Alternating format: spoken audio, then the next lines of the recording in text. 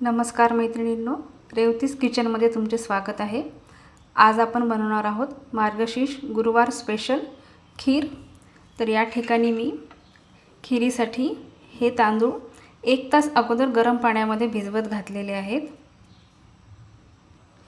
खीर बनवण्यासाठी लागणार आहे आपल्याला तूप आवश्यकतेनुसार, त्यासोबतच आपल्याला लागणार आहे दूध आणि चवीनुसार साखर।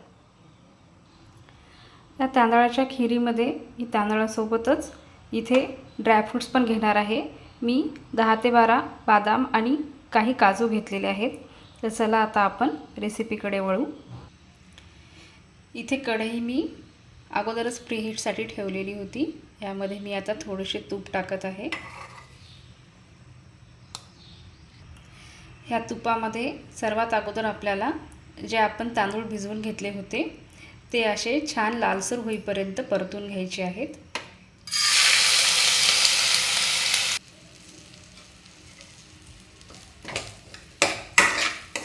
छान असे लालसर आपल्याला या ठिकाणी हे तांदूळ होऊ द्यायचे आहेत।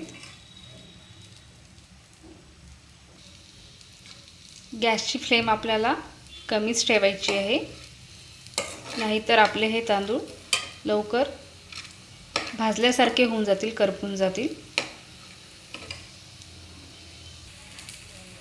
जर तुम्हाला खीर जास्त प्रमाणात करायची असेल तर तुम्ही या ठिकाणी तांदळाचे आणि ड्रायफ्रूट्सचे प्रमाण वाढवू शकता।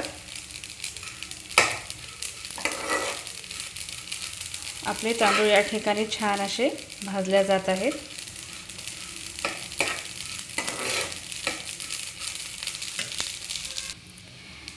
आपले तांदूळ छान असे खरपूस तुपामध्ये फ्राय झालेले आहेत।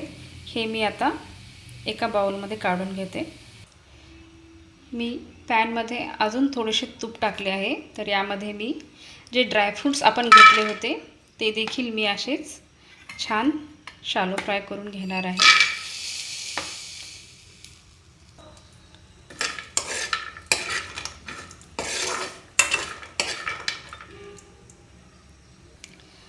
आपले ड्रायफ्रूट्स पण तुपामध्ये छान असे फ्राय झालेले आहेत।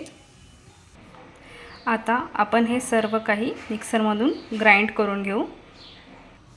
तुपामध्ये फ्राय केलेल्या तांदूळ आणि ड्रायफ्रूट्सची हे अशा प्रकारे मिक्सरमधून आपल्याला बारीक अशी पूड करून घ्यायची आहे।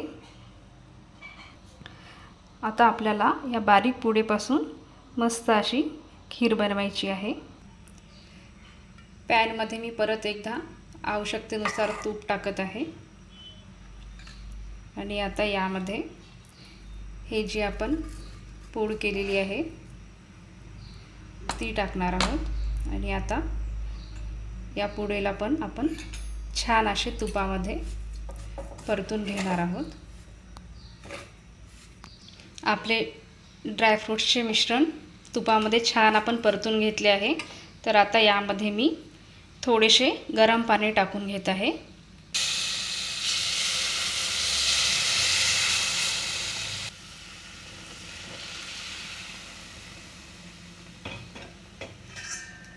ह्या मिश्रणाला आपण थोडेसे पाण्यामध्ये शिजवून घेऊ आणि त्यानंतर आपण यामध्ये दूध टाकणार आहोत। आपले हे मिश्रण छान असे मऊसूत शिजले आहे। आता यामध्ये मी दूध टाकून घेते।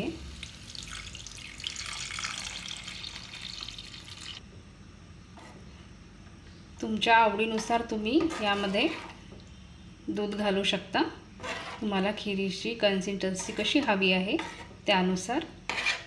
कोणाला खीर थोडीशी जाड आवडते, थोडीशी रवाळ आवडते किंवा कोणाला अशी थोडीशी पातळ आवडते, त्यानुसार तुम्ही खीर बनवू शकता। यामध्ये आता मी साखर ॲड करत आहे। साखर तुमच्या आवडीनुसार तुम्ही टाकू शकता। यामध्ये आता आपण वेलची पूड टाकू, त्यासोबतच थोडीशी चारोळी देखील आपण यामध्ये टाकू।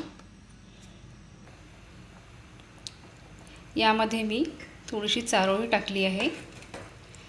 गॅसची फ्लेम मी आता मोठी केली आहे. एक उकळी आल्यावर आपल्याला गॅस बंद करायचा आहे आणि आपली मार्गशीर्ष महिन्यातील गुरुवारसाठी स्पेशल अशी खीर तयार आहे. गॅस बंद करते आहे मी.